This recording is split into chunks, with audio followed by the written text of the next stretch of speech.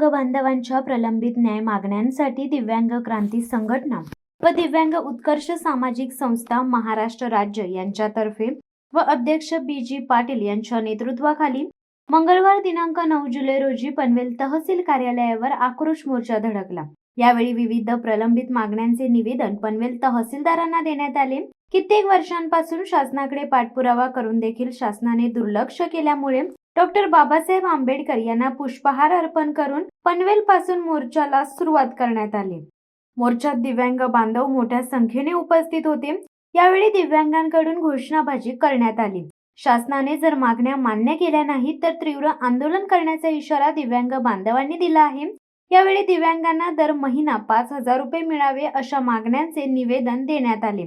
यावेळी सचिव राजाराम गोरे, पनवेल तालुका अध्यक्ष संदीप काशीत, सल्लागार सुरेश वाशीकर, खजिनदार विनोद देवकर, विलास फडके, अंजू कोळी, बाळाराम रोडपालकर, बाळासाहेब बुरुंगुले व इतर सर्व सभासद उपस्थित होते। आपली कुठली प्रमुख मागणी आहे सरकारकडे, काय सांगाल आपण? दिव्यांगांची एक प्रमुख मागणी म्हणजे दिव्यांगाला पूर्वी 600 रुपये देत असे सरकार निर्वाह भत्ता म्हणून संजय गांधी योजनेअंतर्गत दिव्यांग आणि निराधारांना। त्याच्यानंतर आम्ही वाढ करण्याची मागणी केल्यानंतर त्यांनी 1,000 केले।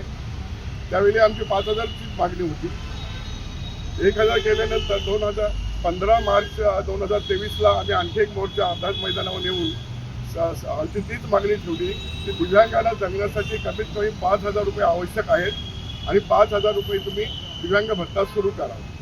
परंतु त्या मोर्चानंतर 1 महिन्यानी शासनाने 500 रुपयांची वाढ केली आणि 1,500 केली। नंतर आम्ही 2 ऑगस्ट 2023ला आणखी मोर्चा नेला।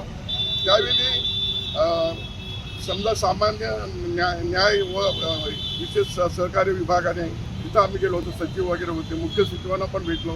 सर्वांचं एकच मत आहे की शासनाकडे पैसा नाही। शासनाकडे पैसा नसल्यामुळे आम्ही देऊ शकत नाही। तर शासनाकडे पैसा नाही, मग शासनाकडे इतर खर्चासाठी पैसा आहे, दिव्यांगांसाठी पैसा नाही, गरिबांसाठी पैसा नाही, निराधारांसाठी पैसा नाही। हे दिव्यांग आहेत, हे दिव्यांग 1,500 रुपयात कसे जगणार? काही आम्ही खेडोपाडी जातो, जिल्ह्यात म्हणजे हा दुर्गम जिल्हा आहे रायगड जिल्हा, आदिवासी वाडे आहेत, पाड्या आहेत आणि तिथं काही घरात 2-2 अपंग आहेत, दिव्यांग अंतरावर पडलेले आहेत, ते बाहेर येऊ शकत नाही असे दिव्यांग। आणि त्याचं उत्पन्न काहीच नसतं त्यांच्या आईवडिलांना। त्यांना संजय गांधी योजना म्हणजे काय ते माहिती नाही। जवळजवळ 20% दिव्यांगांनाच फायदा मिळतो शासकीय योजना आणि 80% दिव्यांग अजून वंचित आहेत। आता या 20% 80% दिव्यांग हे मरणासन्न स्थितीत आहेत। यांच्या वेदना भयंकर आहे, दुःख भयंकर आहे आणि कारण आम्ही फिरतो म्हणून आम्हाला माहीत आहे। त्यांच्या आई वडील अश्रू गाळून म्हणत असतात की काय करावं, ही मुलगा जन्माला तरी कशाला आहे। मग आम्ही सरकारला म्हणतो की तुम्ही काय करा, जर तुम्हाला या दिव्यांगांना, या ज्येष्ठांना, समाजातील गरिबांना पोचता येत नसेल, कारण कल्याणकारी सरकार आहे, तुमचं ते कर्तव्य आहे, आणि जर पोचता येत नसेल तर प्रत्येकाला आत्महत्या करण्याचं लायसन द्या। मग प्रत्येकजण आत्महत्या करेल, मग सगळी सुदृढ माणसं राहतील या जगात, या देशात, या समाजात। मग तुम्ही ऐषाराम करायला, बाकी सर्व खर्च करायला, उधळपट्टी करायला मोकले आहात।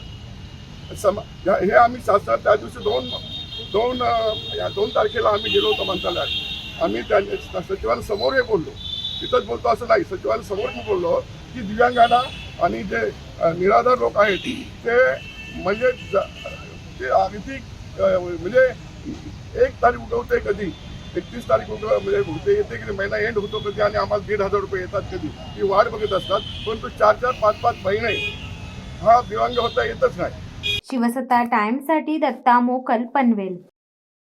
दे धडक बेधडक वृत्त देणाऱ्या आपल्या शिवसत्ता टाइम्स न्यूज चॅनलला लाल बटन दाबून सबस्क्राईब करा आणि बेल आयकॉनला क्लिक करायला विसरू नका।